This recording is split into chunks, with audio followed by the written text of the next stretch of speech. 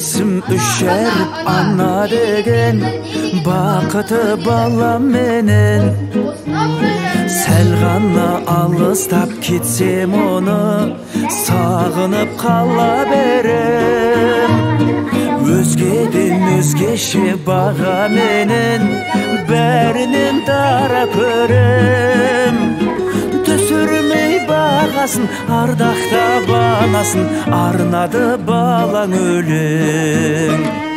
Анашым, анашым, аман жүрші біздердің бағымызға. Сүрейік көңілді біз өмірді, шүкірді барыңызға. Анашым, анашым, аман жүрші біздердің бағымызға.